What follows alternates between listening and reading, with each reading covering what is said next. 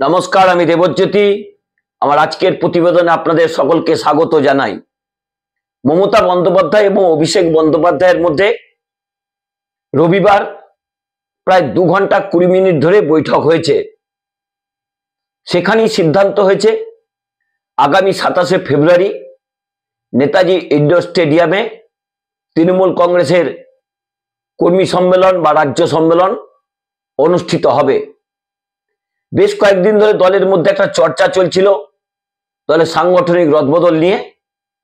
সেই রদবদল যে একেবারে দোরগোড়ায় তা কিন্তু মমতা বন্দ্যোপাধ্যায় অভিষেক বন্দ্যোপাধ্যায়ের এই বৈঠক থেকেই ঠিক হয়েছে।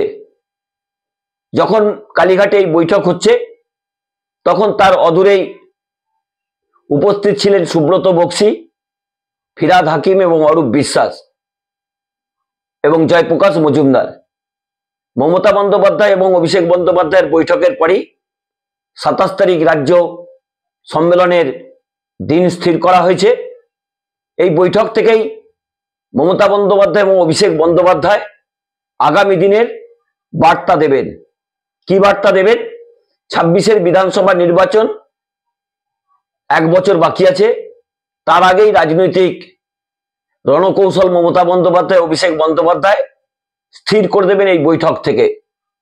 মমতা বন্দ্যোপাধ্যায় এবং অভিষেক বন্দ্যোপাধ্যায়ের মধ্যে একটা দূরত্ব তৈরি হয়েছে বলে এক শ্রেণীর তৃণমূল কংগ্রেসের নেতা এবং এক শ্রেণীর ইউটিউবার, বেশ কিছু রাজনৈতিক দল, বিশেষ করে বিজেপি, কংগ্রেস, সিপিএম, তারা খুব আনন্দিত হচ্ছিলেন। কোনো ইউটিউবার ফলাও করে প্রচার করছিলেন অভিষেক বন্দ্যোপাধ্যায় আগামী দিনের মহারাষ্ট্রের মতো অজিত পাওয়ার হবেন। কেউ বলছিলেন একনাথ সিন্ধে হবেন, তিনি নাকি দল ভেঙে দেবেন। তাদের যে এই অপপ্রচার তা কিন্তু নিছকই যে তাদের মনের রসনা তৃপ্তির জন্য সংবাদ মাধ্যমে সেই খবর প্রচার করে সাধারণ মানুষকে ভুল পথে পরিচালনা করা, তৃণমূল কর্মীদের মনোবল ভেঙে দেওয়ার একটা প্রচেষ্টা মাত্র ছিল। কিন্তু মমতা অভিষেকের এই বৈঠক অত্যন্ত রাজনৈতিকভাবে তাৎপর্যপূর্ণ। মমতা বন্দ্যোপাধ্যায়ের সঙ্গে অভিষেক বন্দ্যোপাধ্যায়ের একটা মতভেদ নিশ্চয়ই রাজনৈতিকভাবে থাকতে পারে, কারণ সেখানে সাংগঠনিক বদল নিয়েই থাকবে। কারণ বেশ কিছু জায়গাতে মমতা বন্দ্যোপাধ্যায় তার পুরনো সৈনিকদের রাখতে চান, কিন্তু কাজের নিরিখে অভিষেক বন্দ্যোপাধ্যায় যে তালিকা তৈরি করেছেন সেখানে তিনি কিভাবে কাজ করেছেন, কিভাবে সংগঠন পরিচালনা করেছেন, কিভাবে মানুষের সঙ্গে মিশেছেন, কিভাবে মানুষের উন্নয়ন করেছেন, সেই দিকগুলোতেই গুরুত্ব অভিষেক বন্দ্যোপাধ্যায় দিয়েছেন। সেই মতোই তালিকা কিন্তু তিনি ডিসেম্বরে তৃণমূল নেত্রী মমতা বন্দ্যোপাধ্যায়কে দিয়েছিলেন। তারপরে বেশ কয়েকটি নির্বাচন গেছে, সেই জন্য সেই তালিকা মমতা বন্দ্যোপাধ্যায় প্রকাশ করেননি। 27 তারিখে সেই সাংগঠনিক পরিবর্তনের দিক নির্ণয় মমতা বন্দ্যোপাধ্যায় অভিষেক বন্দ্যোপাধ্যায় করে দেবেন। কারণ মমতা বন্দ্যোপাধ্যায় অভিষেক বন্দ্যোপাধ্যায়ের এই সহাবস্থান নিয়ে কেউ কেউ বেশ দুশ্চিন্তায় পড়ে গেছেন। কয়েকজন তৃণমূলের নেতাও দুশ্চিন্তায় পড়ে গেছেন, কারণ মমতা বন্দ্যোপাধ্যায় অভিষেক বন্দ্যোপাধ্যায়ের বিভাজন হলে তারা আরো বড় পদ পাবেন, তারা আরো বড় মন্ত্রিত্ব পাবেন, এইসব ভাবনা তারা করছিলেন। কোনো ইউটিউবার তো একদম অভিষেক বন্দ্যোপাধ্যায়কে মমতা বিরোধী হিসেবে প্রচার করার চেষ্টা করছিলেন, তাকে মহারাষ্ট্রের মতো অজিত পাওয়ার বানিয়ে দিচ্ছিলেন, একনাথ সিন্ধে বানিয়ে দিচ্ছিলেন। অভিষেক বন্দ্যোপাধ্যায় নাকি বিধায়কদের ভেঙে নতুন দল তৈরি করবেন, এইসব জল্পনা, এইসব কল্পনা তারা করছিলেন। অভিষেক বন্দ্যোপাধ্যায় অত্যন্ত পরিণত একজন রাজনৈতিক ব্যক্তিত্ব। এই নিয়ে তিনি তৃতীয়বার তিনি সাংসদ হলেন। নিজের এলাকায় যেমন কাজকর্ম করেন এবং তিনি যেভাবে 2021-এ নির্বাচন এবং 24-এর লোকসভা নির্বাচনে নিজের কাঁধে দায়িত্ব নিয়ে নিজের মতো করে সংগঠন পরিচালনা করে যেভাবে তৃণমূল কংগ্রেসের ঘরে ফসল তুলেছেন, তার রাজনৈতিক পরিপক্কতা নিয়ে আর কোনো প্রশ্ন ওঠা উচিত বলে আমি মনে করি না। সেই জায়গাতেই অভিষেক বন্দ্যোপাধ্যায়কে নিয়ে কুরুচিকর এবং নিম্নরুচির যে মন্তব্য এইসব নেতারা করছিলেন তাদের মুখে নিশ্চিত ছাই পড়েছে, তারাও দুশ্চিন্তায় রয়েছেন। কারণ আগামী যে সাংগঠনিক পরিবর্তন হবে সেখানে কিন্তু স্বচ্ছতাকে অভিষেক বন্দ্যোপাধ্যায় অত্যন্ত গুরুত্ব দিচ্ছেন। অর্থাৎ সেই জায়গাতেই মমতা বন্দ্যোপাধ্যায় অভিষেক বন্দ্যোপাধ্যায়ের কোনো যে বিভাজন নেই, কোনো বিভেদ নেই, তা জানার জন্য বিরাট কোনো রাজনৈতিক বিশেষজ্ঞ হতে হবে না।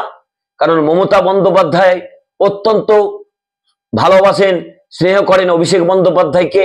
যেভাবে তিনি তার বিভিন্ন কাজকর্ম তিনি প্রমাণ রেখেছেন, তাতে মমতা বন্দ্যোপাধ্যায় তার প্রতি খুশি হবেন, বলার অপেক্ষা রাখে না।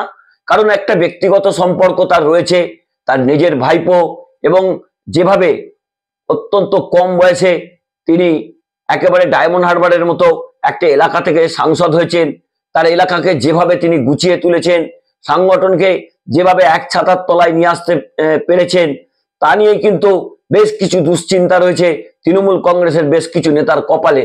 কারণ তারা যেভাবে দলকে ভাঙিয়ে নিজেদের আখের গোছাচ্ছিলেন, সেখানেই অভিষেক বন্দ্যোপাধ্যায় একেবারে আঘাতটা করেছেন। সেই জন্য তাদের বুকের যন্ত্রণা শুরু হয়েছে। অর্থাৎ 2026-এর নির্বাচন কিন্তু ভারতীয় জনতা পার্টি একেবারে সর্বশক্তি প্রয়োগ করে নামবে। কারণ তার আগে তাদের বিহার নির্বাচন আছে।